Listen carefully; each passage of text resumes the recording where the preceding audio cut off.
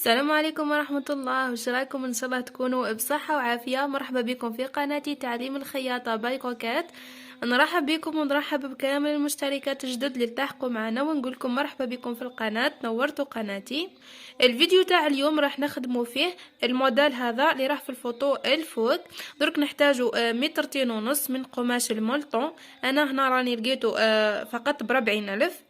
برك تبعوا معايا نبداو نفصلوا. قبل ما نبداو ما تنساوش تصلوا على الحبيب المصطفى عليه افضل الصلاة والسلام. لاحظوا هنا معايا كنت طويت القماش تاعي على 4. عنا هذه الجهة المفتوحة، ودائما نديروا بطول القماش، يعني نتبعوا لا ليزيار. عنا بعدها رحت عينت الطول الكلي تاعي كما راكم تلاحظوا، هذا راه الطول الكلي. عنا هبط هنا ب22، نهبطو بارتفاع الصدر 22 سنتيمتر، لانه راح تكون اوفر سايز شويه. هاي 22 سنتيمتر. عنا نهزو محيط الصدر، نهزوه بالوسع، لانه كما قلت لكم راهي اوفر سايز. نهزوه بالوسع ونزيدو 2 سنتيمتر. عندي محيط الخصر هنا، وش درت؟ نقصت فقط 1 سنتيمتر على محيط الصدر. وعندي زدت هبط بارتفاع الورك 20 سنتيمتر، وحطيت محيط الورك تاعي ايضا هزيته بالوسع وزدت له 1 سنتيمتر.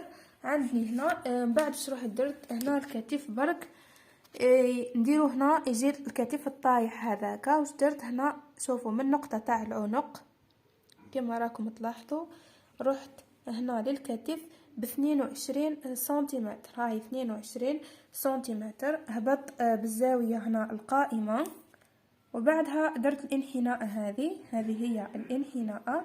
وعودت رجعت للباترون تاعي. درك نروح نفصلو ونرجعو باش نفصلو لي مانش ولا كابيش مع بعضنا. هنا كملاحظة برك الرقبة راني فتحتها ب7 سنتيمتر، وعندي العمق تاع الرقبة الخلفية نديرو فقط 2 سنتيمتر. بعدها نفصلو الأمام على الخلف ونديرو التعديل في الرقبة الأمامية. عندي هذه الرقبة الأمامية أنا فتحتها ب10 سنتيمتر. تقدروا تفتحوها حتى 12-14، يعني لكم حرية الاختيار في الوسع تاع الرقبة. الآن نجيب للمانش. وش درت هنا؟ طويت القماش أيضا على 4. عندي عينت الطول الكلي تاع لامانش. ما تنساوش باللي درنا الكتف المائل، يعني راح طول لامانش راح تنقصوا منه واش زدتو في الكتف. عندي هنا بعد ما طويته على 4 انا عينت هنا 45 سنتيمتر، وراح نزيد ندير فيها لاباند من تحت. وهنا نقصت في الفتحة، ما حبيتهاش تكون بومبي بزاف واين لامونش من تحت. درت 16 سنتيمتر ونروح نقص. الآن نجيو لاكابيش. عندي طويت هنا القماش على 2، خليت قيمة 2 سنتيمتر هنا في الأمام كما راكم تلاحظوا، ندير فيها الكفة. عندي الطول هنا تاع الكابيش راح ندير فيها 40 سنتيمتر، واللي حبها كبيرة يقدر يدير حتى 45 سنتيمتر. عندي والعرض راح ندير فيها 30 سنتيمتر، ولا تقدروا ديروا حتى 35 سنتيمتر كما راكم تلاحظوا. اذا عندي الطول من 40 ل45، العرض من 30 ل35 سنتيمتر. درك نجيو هنا وين الجهة المغلقة راح نديرو التقويصة، لانه الرأس يعني ما يكونش مستقيم باش ما تجيناش هذاك القرن هذاك يجي كاين. درك نروحو هنا كما قلت لكم، هذه جهة الامام راهي الجهة المفتوحة. هنا ندخلو مثلا 5 سنتيمتر هكا، وراح نعملو تقويصة.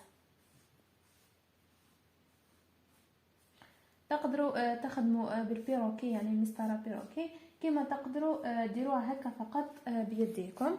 هنا عملت التقويسة هذه. بعدها نجي هنا ندخل ب3 سنتيمتر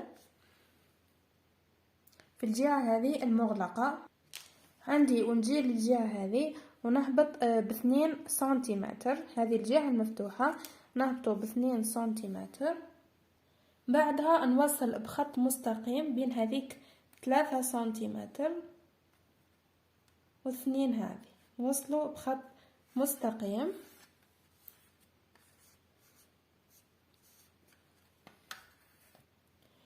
بعدها رحت قصت هنا الخط هذا، نقيسوا المسافة نلقاوها هنا، انا لقيتها هنا 25.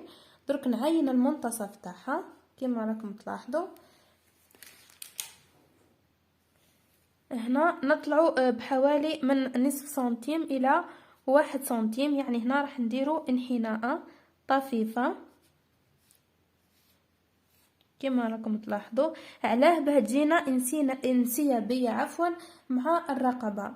نجيو للخط هذا راح نهبطوا معه تقريبا، نهبطوا معاه قد كما راكم تلاحظوا.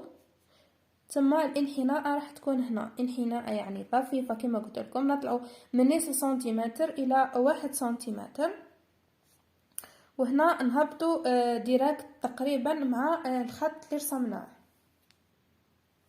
وهنا قبل ما نقص نسيت باش نوصلوا الخط هذا مع الخط، النقطة هذيك تاع 2 سنتيمتر راح نوصلوها هكا. درك نقصوا شكل لاكابيش تاعنا، وتحصلنا على الشكل هذا. دركا نجيو لآلة الخياطة. عندي بعد ما لصقت الكتفين دركا نروح نخيط لاكابيش كما راكم تشوفوا. نخيطوها دائما الوجه على الوجه، نخيطو على بعد 1 سنتيمتر. هنا واش قاعده ندير، راني نلصق في الكابيش مع بعضها. البنات ما تنساوش تدعموا لا فيديو، تخليوا لي كومنتار باه نستمر معاكم في النشر وتستفادوا اكثر. والى ما فهمتوش حاجه خليوا لي ثاني في لي كومنتار، راني نجاوب عليكم.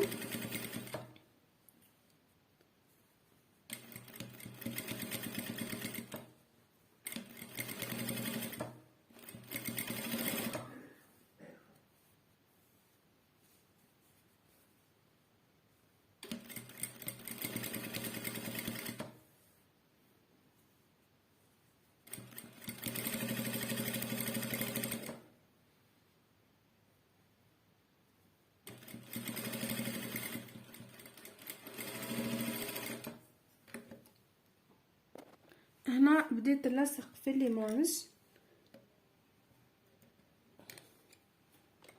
نحطوا هذيك 22 بعد ما نفتحوها راح تولي لنا 44.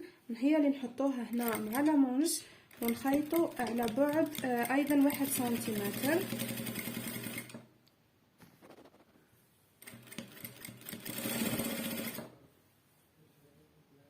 هنا ثاني عندكم حرية الاختيار اذا تحبوا يكونوا فيها ديبلي. انا حبيتها تكون سامبل، يعني حبيتها تجي بومبي شويه بركه وين البواني.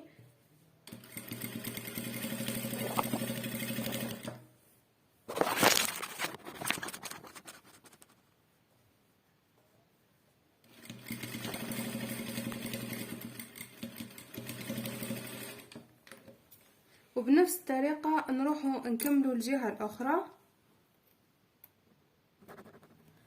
عندي هنا ثاني باه نخدم لاباند هذه تاع البواني. واش درت، نقيسوا المعصم هنا تاعنا شحال نلقاو فيه، نحطوها في الطول، عفوا نحطوها في العرض باش ندخلوا فيها يدينا. ما تزيدوش بزاف لانه هاي الجهه اللي تتكسل هي اللي تحطوا عليها العرض. والطول عندكم حريه الاختيار، يعني تحبوها تكون البواني رقيقه، تحبوها تكون عريضه. انا هدا درت فيها 18.5 في الطول. وباش نخيطوها بطريقه احترافيه عندي نطويوها هيك جهه الطول، يعني نطويوها على 17 سنتيمتر ونديروا خياطه. هذه داخله في لافينيسيون كما تلاحظوا. نديروا هنا خياطه على بعد نصف سنتيمتر،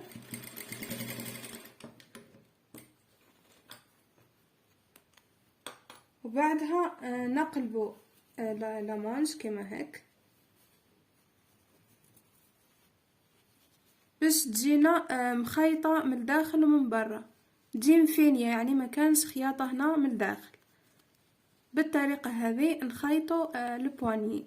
كيما تلاحظوا القماش راهو يتكسل يعني راح تدخل لكم في اليد. هاي وتجي نضيفة كيما قلت لكم. شوفوا الان لاحظوا معايا جبت لاكابيس تاعي واش درت لها، عملت الكفة في الجهة الامامية اللي تجي وين الوجه، عملت كفة كيما راكم تلاحظوا. كيما قادرين تعملوا سيورجي وديروا كفة، انا طويت يعني 1 مليمتر هكاكا، وبعدها زدت درت الطية الكبيرة باش من بعد ندير فيها السير هنا. درك نروحوا نلصقوها في الجزء السفلي تاع درك نروحوا نلصقوها في الجزء السفلي. لاحظوا معايا واش درت هنا، نعينوا المنتصف تاع الرقبة الامامية ونجيبوا البداية تاع الكابيش ونبداو نخيطوا، يعني نحطوها وين المنتصف ونخيطوا به الزائد اللي يبقى لنا نديروه ديبلي من الخلف.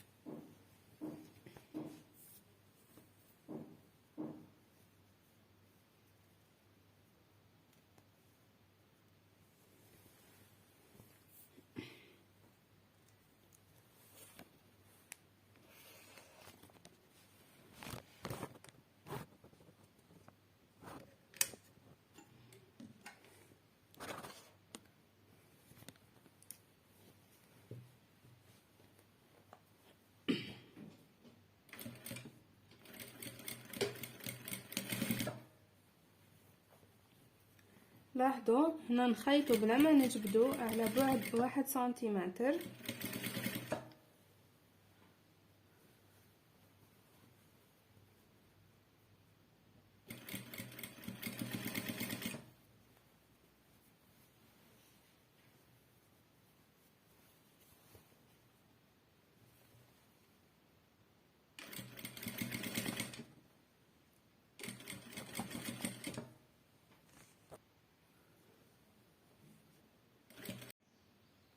وهذه هي النتيجة النهائية بعد ما ركبت البوند هذه هنا في ليمانج.